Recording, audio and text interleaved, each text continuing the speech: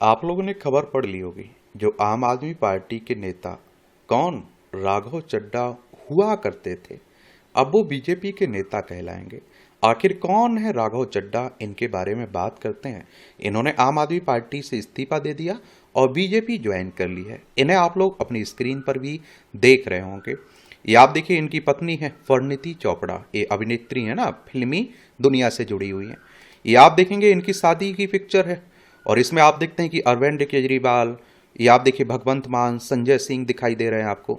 और कहते हैं कि आम आदमी पार्टी में इनका कद बहुत बड़ा था और अरविंद केजरीवाल की आंखों का तारा भी इन्हें कहा जाता था। लेकिन अब अलग बात है कि आंखें दिखा के चल दिए। तो राघव चड्ढा का जन्म 11 नवंबर साल 1988 को नई दिल्ली में हुआ था। उन्होंने अपनी शुरुआती पढ़ाई दिल्ली के मॉडर्न स्कूल से की। इसके बाद उन्होंने दिल्ली विश्वविद्यालय के साउथ कैंपस के वेंकटेश्वर कॉलेज से स्नातक किया। राघव चड्ढा ने लंदन स्कूल ऑफ इकोनॉमिक्स से एमबीए की डिग्री हासिल की।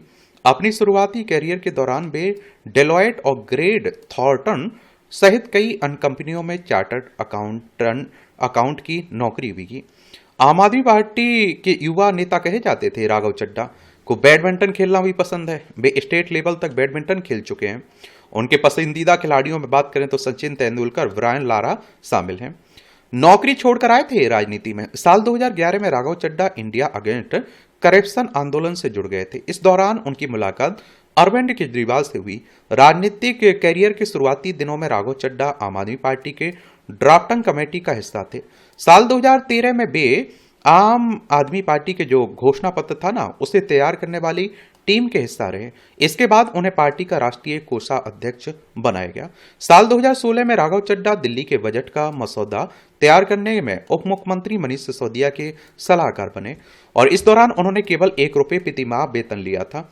राघव केंद्र सरकार के वित्तीय सलाहकार के रूप में भी काम किया, लेकिन अप्रैल 2018 में गृह मंत्रालय ने उनकी नियुक्ति रद्द कर दी थी, जिसके बाद राघव चड्ढा ने अपने 2.5 महीने की सैलरी ₹2.5 को वापस कर दिया था।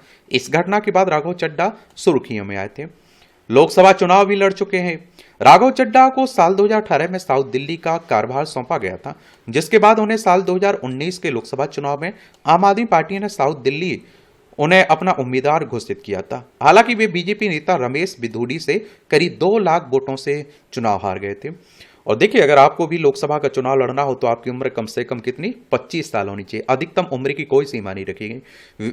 लोकसभा सदस्य का चुनाव डायरेक्ट जनता यानी कि मतदाताओं के द्वारा होता है। अगर आपकी उम्र 18 साल हो चुकी है तो वोटर सूची में आपका नाम जुड़ चुका होगा, आप लोग वोट डालने भी जाते होंगे। ये चुनाव कौन करवाता है? इलेक्शन कमीशन ऑफ इंडिया, भारतीय निर्वाचन आयोग एक संवैधानिक संस्था है। संविधान के अनुच्छेद 324 के तहत चुनाव आयोग की स्थापना की बात की गई। 25 जनवरी 1950 में स्थापना हुई थी। 25 जनवरी को आप लोग मतदाता दिवस मनाते हैं। नई दिल्ली में हेडक्वार्टर देखने को मिलेगा। सुकुमार सेन पहले मुख्य चुनाव आयुक्त थे। ये आप देखिए, दिल्ली है, केंद्र शासित प्रदेश है। विधानसभा में 70 सीटें हैं, राज्यसभा में 3 सीटें, लोकसभा में 7 सीटें आपको देखने को मिलेंगी। साल 2020 में पहली बार विधायक बने थे। साल 2020 के दिल्ली विधानसभा चुनाव के दौरान आम आदमी पार्टी ने राजेंद्र नगर सीट से राघव चड्ढा को मैदान में उतारा था। राघव चड्ढा 20,000 से ज्यादा वोटों से बीजेपी नेता आरपी सिंह को हराकर पहली बार विधानसभा पहुंचे थे। इसके बाद उन्हें दिल्ली जल बोर्ड का वाइस प्रेसिडेंट नियुक्त किया गया था। और देखिए, अगर विधानसभा का चुनाव लड़ना हो तो आपकी उम्र कम से कम 25 साल होनी चाहिए। अधिकतम उम्र की सीमा नहीं रखी गई है। विधायक का चुनाव भी डायरेक्ट जनता मतदाताओं के द्वारा होता है। राजनीति में सक्रिय रहने के कारण राघव चड्ढा को शादी के कई प्रपोजल आ रहे हैं। दिल्ली विधानसभा चुनाव के वक्त उनके पास शादी के ढेर सारे प्रस्ताव आते थे। अब तो आप देख रहे हैं कि उनकी शादी हो ही गई। स्टाइलिश पॉलिटिशियन का मिल चुका है अवार्ड। राघव चड्ढा को stylish politician of the year 2021 का पुरस्कार मिल चुका है। एक कार्यक्रम के दौरान बीजेपी नेता मेनका गांधी ने उन्हें यह आप देखिए अवार्ड दिया था। राघव चड्ढा 2022 से जब से राज्यसभा के सदस्य बने तब से कई मुद्दे उठाते रहे और देखिए अपनी ओर आकर्षित भी करते रहे लोगों को। अपनी खबरों से चर्चा में बने रहे। राज्यसभा का मेंबर बनना हो तो राज्यसभा का 30 साल उम्र होनी चाहिए राज्यसभा मेंबर बनने के लिए, और इसका चुनाव विधायकों के द्वारा होता है। कुछ सदस्यों को आपके राष्ट्रपति साहब मनोनीत भी करते हैं। राघव चड्ढा भी अप्रैल 2022 से राज्यसभा सांसद हैं। वह बीते काफी समय से अपने द्वारा संसद में उठाए गए आम आदमी के मुद्दों को लेकर चर्चा में बने हुए हैं।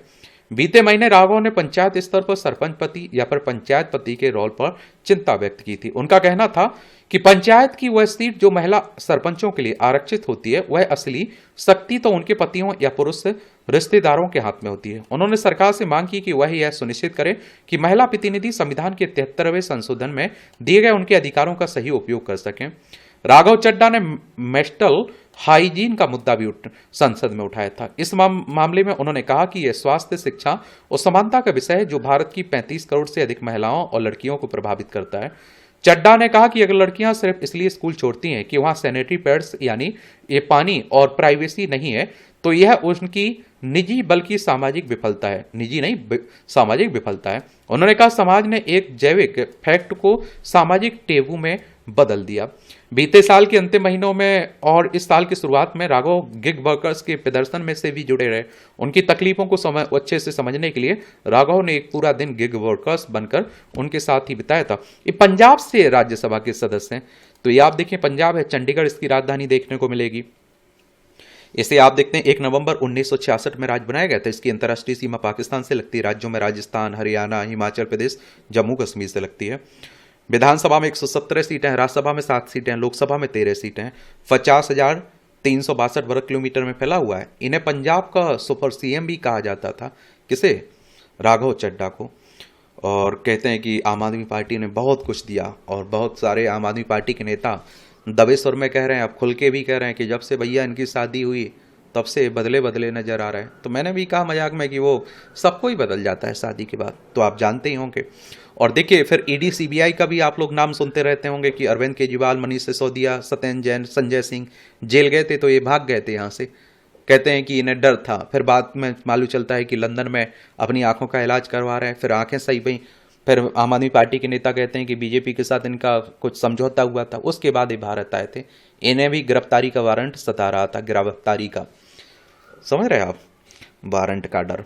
और सीबीआई की बात करें तो सेंट्रल ब्यूरो ऑफ इन्वेस्टिगेशन की बात हो रही है। 1 अप्रैल 1963 में स्थापना हुई थी। नई दिल्ली में हेडक्वार्टर देखने को मिलेगा। ईडी की बात करें तो एनफोर्समेंट डायरेक्टरेट, प्रवर्तन निदेशालय की बात कर रहा हूँ। 1 मई 1956 में स्थापना हुई थी इसकी। नई दिल्ली में हेडक्वार्टर देखने को मिलेगा। तो यह है राघव चड्ढा की कहानी। बाकी आप लोग क्या सोचते हैं, अपनी राय जरूर बताइए जरूर राय। धन्यवाद।